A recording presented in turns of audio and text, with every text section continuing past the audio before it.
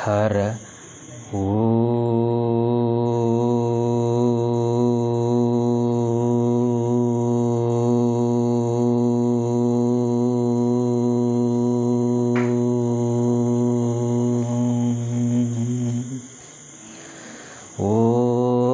ಗಜಾನನ ಪದ್ಮಾರ್ಕಂ ಗಜಾನನಮಹರ್ನಿಶಂ ಅನೇಕದಂ ತಂ ಭಕ್ತಾನಾಂ ಏಕದಂತಮುಪಾಸ್ಮಹೇ.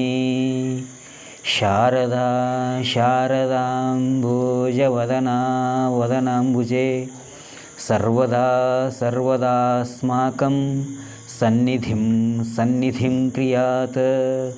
ಓಂ ಜ್ಞಾನಸಿದ್ಧಂ ತಪಸ್ಸಿದ್ಧಂ ಸರ್ವಸಿದ್ಧಂ ಶಿವಪ್ರದಂ ಸ್ವಯಂ ಸಿದ್ಧಮಹಂ ವಂದೇ ಸಿದ್ಧಾರೂಢಯತೀಶ್ವರಂ.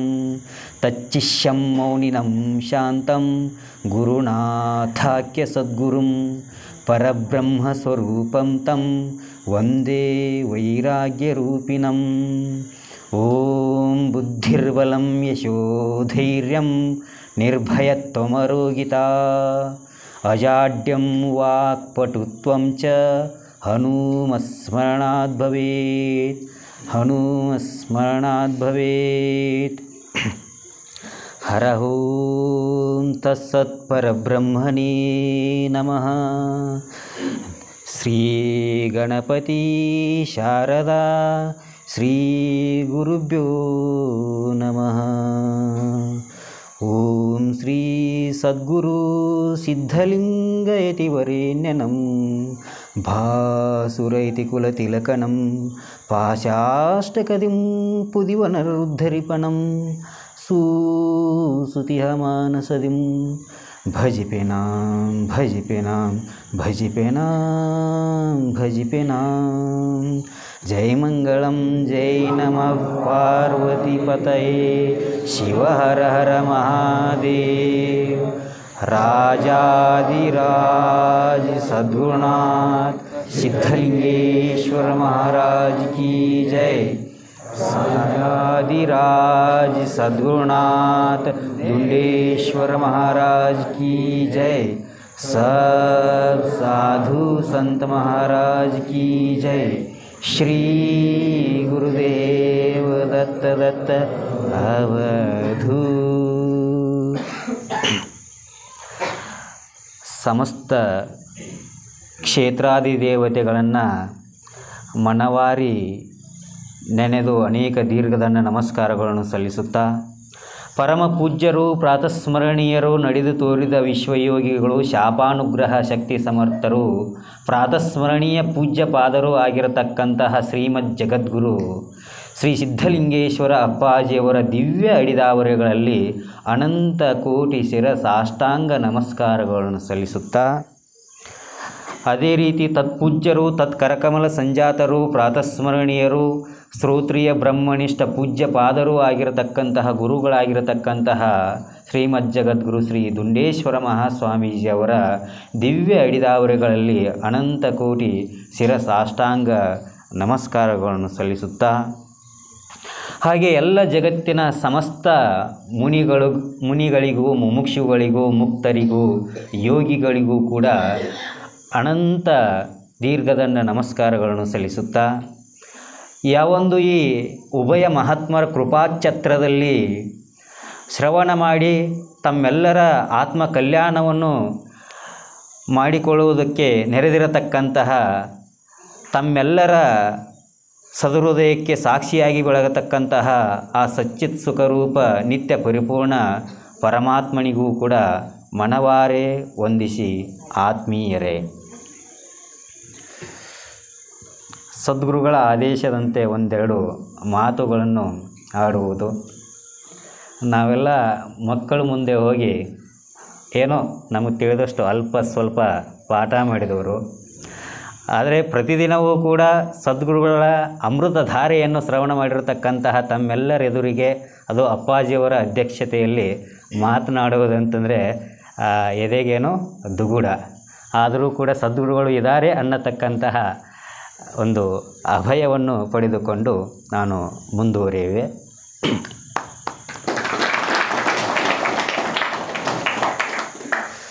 ಶ್ರಾವಣ ಮಾಸ, ಈ ಶ್ರಾವಣ ಮಾಸದಲ್ಲಿ ಶ್ರವಣಕ್ಕೇ ಇರತಕ್ಕಂಥದ್ದು ಅತಿ ಮುಖ್ಯವಾಗಿರತಕ್ಕಂತಹ ಸ್ಥಾನ.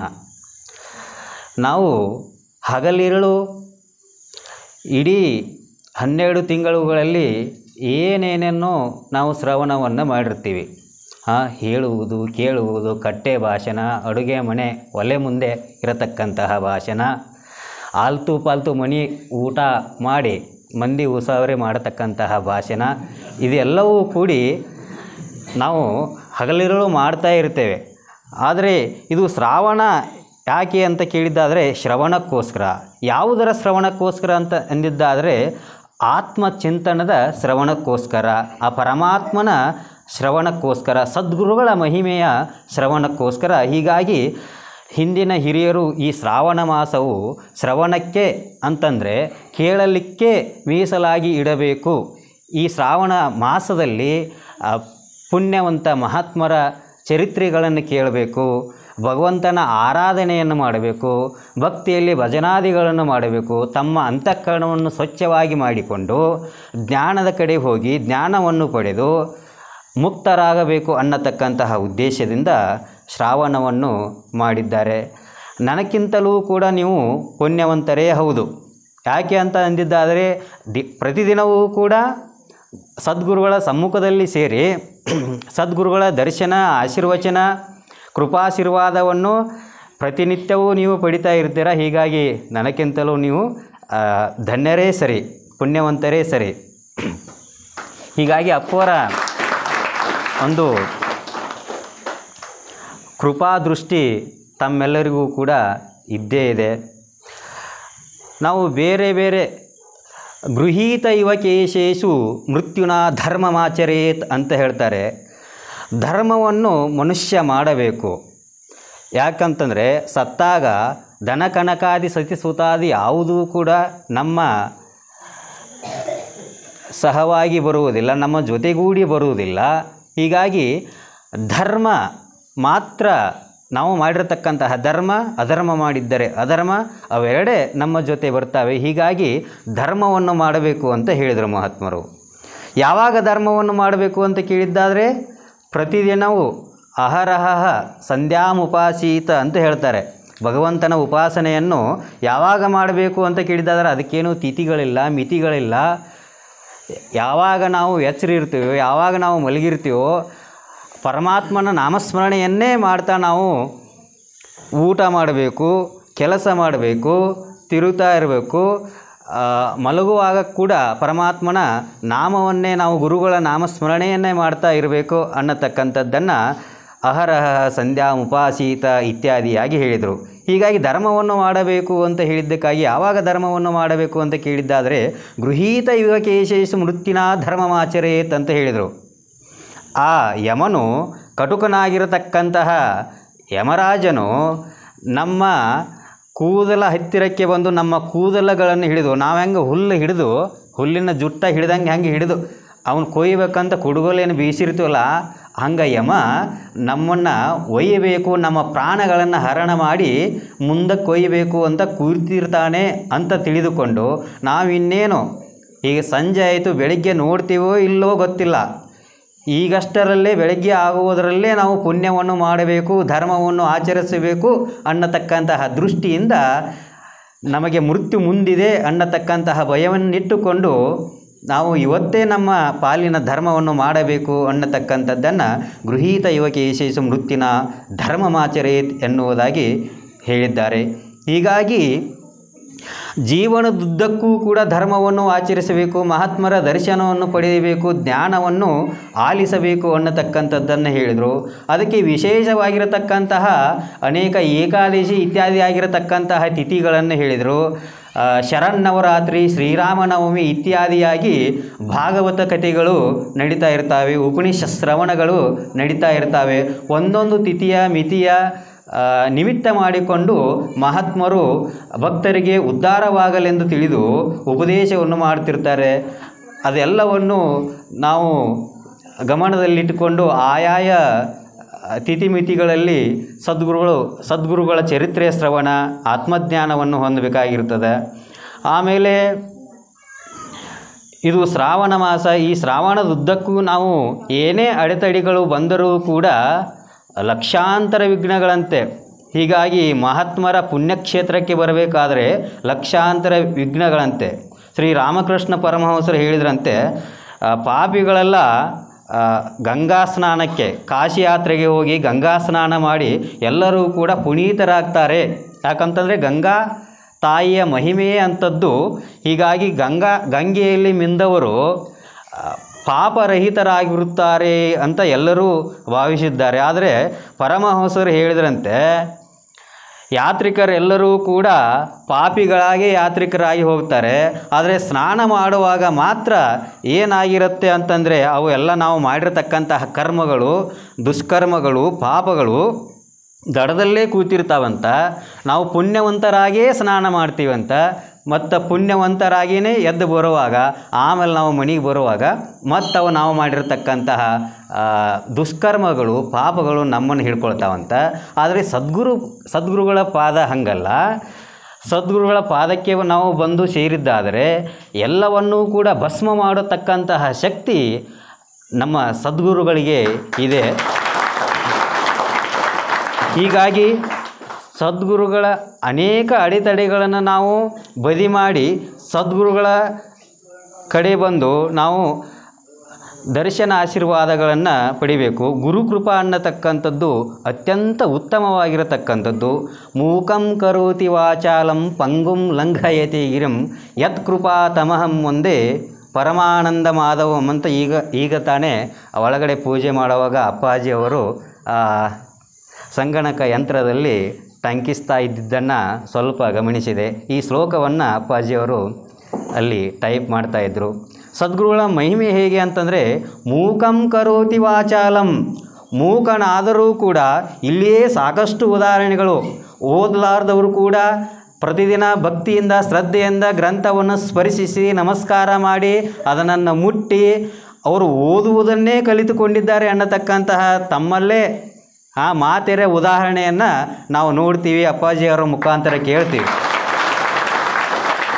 ಯಾಕೆ ಅಂತಂದರೆ ನಮ್ಮ ಶ್ರೀ ಸಿದ್ಧಲಿಂಗೇಶ್ವರ ಅಪ್ಪಾಜಿಯವರು, ನಮ್ಮ ಶ್ರೀ ಸದ್ಗುರು ಶ್ರೀ ದುಂಡೇಶ್ವರ ಅಪ್ಪಾಜಿಯವರು ಕೂಡ ಅವರು ಸದ್ಗುರುಗಳು. ಹೀಗಾಗಿ ಮೂಕಂ ಕರೋತಿ ವಾಚಾಲಂ, ಮೂಕರು ಕೂಡ ಮಾತಾಡ್ತಾರೆ, ಚೆನ್ನಾಗಿ ಮಾತಾಡ್ತಾರೆ. 4 ಜನರಿಂದ ಹೌದು ಎನ್ನುವ ಥರ ಭಾಷಣವನ್ನು ಮಾಡ್ತಾರೆ ಅನ್ನತಕ್ಕಂಥದ್ದು.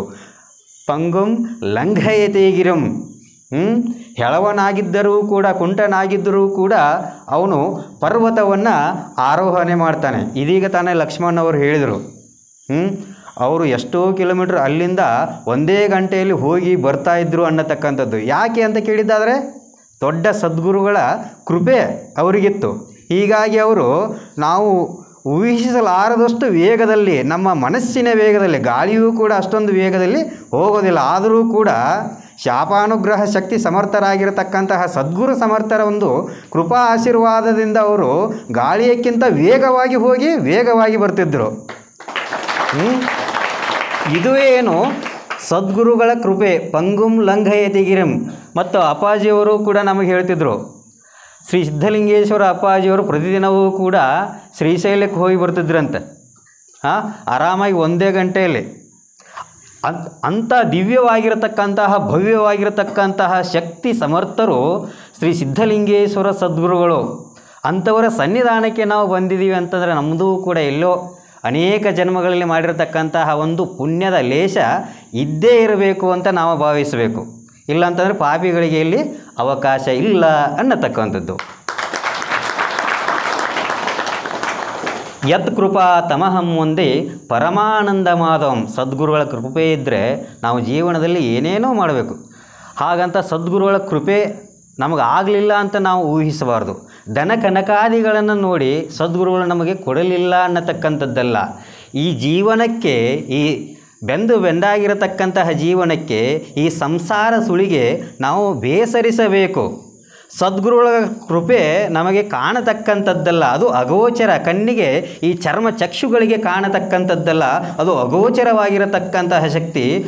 ನನಗೆ ಮನೆಯಾಗಲಿಲ್ಲ, ಮಡದಿಯಾಗಲಿಲ್ಲ, ಮಕ್ಕಳಾಗಲಿಲ್ಲ, ಸಂಸಾರ ಚೆಲವಿಲ್ಲ, ಜಗಳ ಜೂಟ ಇತ್ಯಾದಿ ಸದ್ಗುರುಗಳನ್ನು ನನಗೆ ಯಾಕೋ ಆಶೀರ್ವಾದನೇ ಮಾಡಲಿಲ್ಲ, ಕರುಣೆಯನ್ನೇ ಮಾಡಲಿಲ್ಲ ಅಂತ ಹಿಂಗೆ ತಿಳ್ಕೊಳ್ಬಾರ್ದು. ಗುರುಗಳು ಮಾಡತಕ್ಕಂತಹ ಆಶೀರ್ವಾದ ನಾವು ಒಂದೇ ಜನ್ಮಕ್ಕೆ ಇಚ್ಛಿಸಿದ್ರೆ ಗುರುಗಳು ಮಾಡತಕ್ಕಂತಹ ಆಶೀರ್ವಾದ ಅನೇಕ ಜನ್ಮದುದ್ದಕ್ಕೂ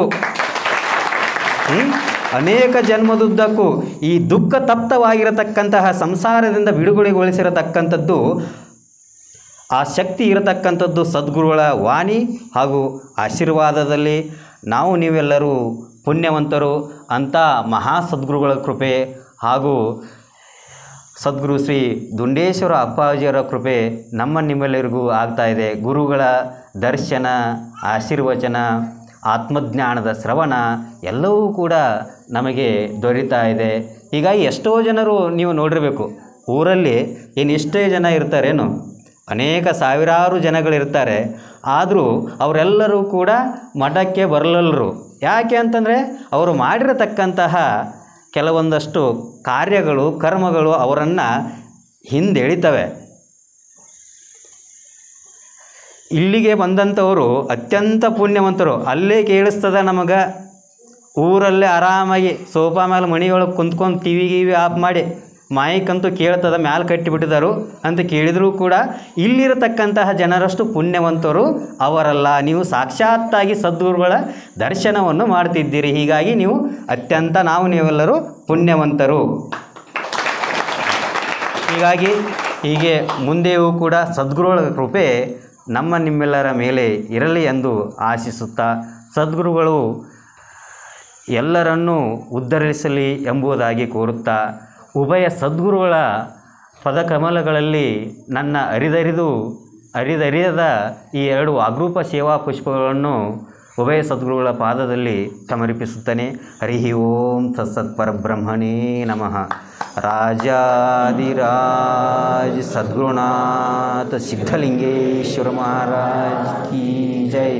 राजाधिराज सद्गुरुनाथ गुंडेश्वर महाराज की जय. साधु संत महाराज की जय. श्री गुरुदेव दत्त अवधूत.